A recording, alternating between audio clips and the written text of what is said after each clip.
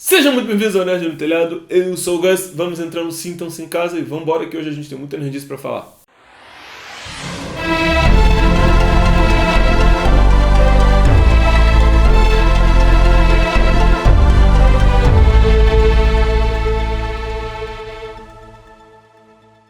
O Irlandês, novo filme e tão esperado filme de Martin Scorsese já está entre nós. Exibido em muitas salas de cinema mundo afora, mas especialmente na Netflix. O filme estreou na semana passada e está gerando um burburinho por aí. Suas 3 horas e meia não estão sendo muito bem aceitas, digamos assim, mas o filme já lançou e está sendo muito bem recebido pela crítica. E eu vou falar um pouquinho do filme, as minhas impressões, as minhas opiniões, um pouco sobre essa questão das 3 horas e meia do filme. Enfim, vamos lá. O filme é dirigido por Martin Scorsese e escrito por Steven Zaillian, não sei como pronunciar esse nome, é baseado no livro de 2004 I Heard You Paint Houses. Eu escutei que você pinta casas, e conta a história de Frank the Irishman Sheeran, Frank o irlandês Sheeran, que era um conhecido mafioso dos anos dourados da máfia nos Estados Unidos nos anos 40, 50 e 60, e que teve uma relação muito próxima com o icônico Jimmy Hoffa, um ex-sindicalista desaparecido nos anos 70, e que também supostamente tinha uma ligação com a máfia. Frank the Irishman conta supostamente a esse livro e às autoridades um pouco antes de morrer que ele sim teria assassinado Jimmy Hoffa, tudo isso sem provas, né, e etc. E o filme se baseia nisso. Especificamente no livro, mas também com algumas liberdades poéticas. É o filme que é estrelado por Al Pacino, que faz o papel de Jimmy Hoffa, Robert De Niro, que faz o papel de Frank the Irishman, e Joe Pesci, não sei como se pronuncia o nome dele, que faz o papel de Russ, que é o mentor do irlandês. Bom, eu começo dizendo que eu gostei muito do filme. É um filme muito bem construído, muito bem amarrado, um filme muito bem dirigido, obviamente. Estamos falando de Martin Scorsese, um dos gênios dos filmes de máfia no cinema.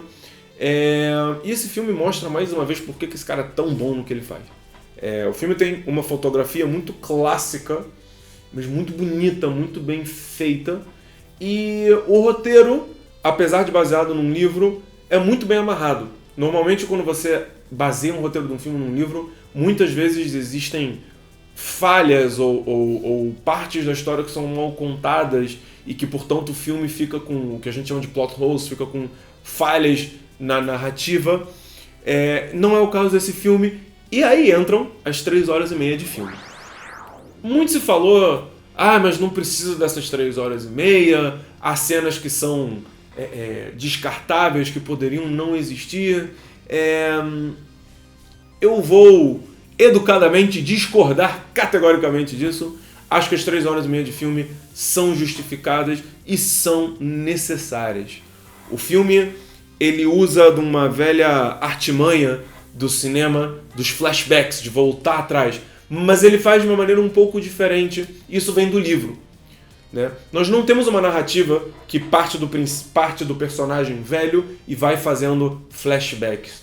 O filme é narrado por Frank, por o irlandês, e ele conta a história do começo ao fim. Não são flashbacks, ele conta de forma cronológica, mas o narrador é o personagem nos dias atuais, é o personagem já próximo de sua morte. Como nós estamos falando da história profissional, digamos assim, de uma pessoa, ela volta muito atrás. Ela conta desde os primeiros trabalhos do irlandês e como ele vai se relacionando com a máfia, como chega o primeiro contato dele com a máfia, como ele vai crescendo dentro desse mundo, como ele vai ganhando a confiança de Jimmy Hoffa, como ele vai ganhando a confiança de Russ, seu mentor. E as 3 horas e meia são justificadas. Elas são justificadas. Você precisa desse tempo para contar a narrativa, para contar a história desse cara de uma forma convincente, para você construir a relação dele, tanto com o Russ, que é seu mentor, como com o Jimmy Hoffa, que é seu amigo mais íntimo e mais confidente. Você precisa desse tempo. Essa relação precisa ser construída de forma a, na conclusão do filme, você entender bem o conflito que esse personagem tem. A narrativa precisa ser contada em detalhes para você poder construir a relação em detalhes. É quase como se fosse um triângulo amoroso entre o Frank, Jimmy Hoffa e seu mentor Russ, que vai sendo construído ao longo do filme. E você precisa entender isso direito, porque senão os dilemas que o personagem do irlandês vai enfrentando e vai passando ao longo do filme não fazem sentido.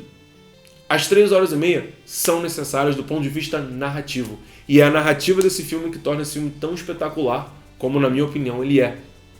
A história é muito bem contada, o texto é muito bem escrito, os diálogos são impressionantes.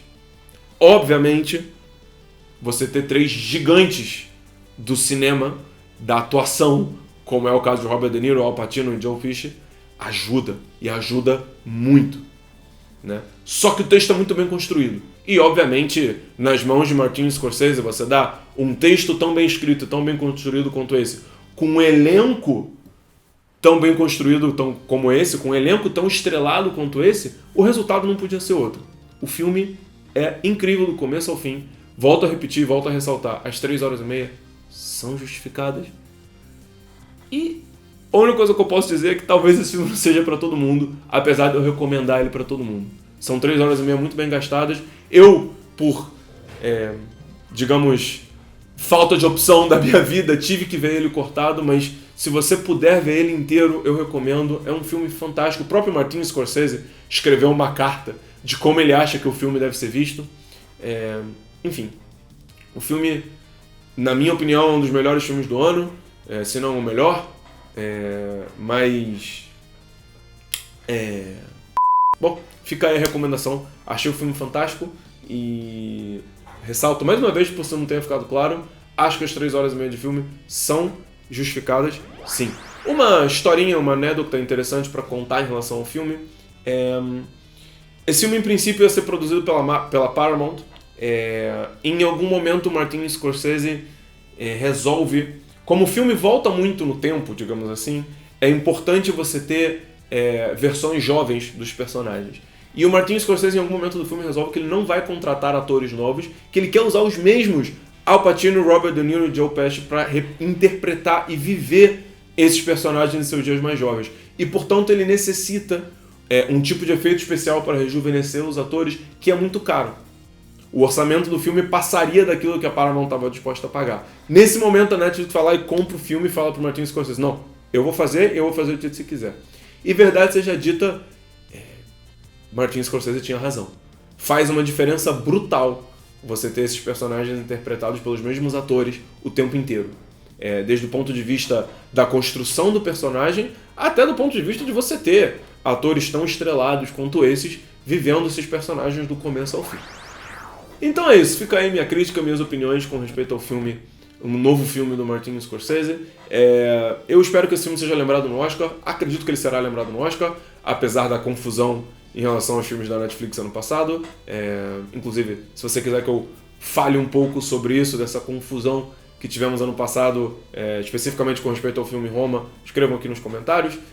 O que vocês acharam do Irlandês? Vocês viram? Vocês não viram? Deixem aqui nos comentários se vocês concordam comigo, se vocês discordam de mim. Não deixe de se inscrever, assinar o canal, espalhar a sementinha, deixar o like. E como sempre, eu sou o Gus, a gente se vê na semana que vem. Tchau!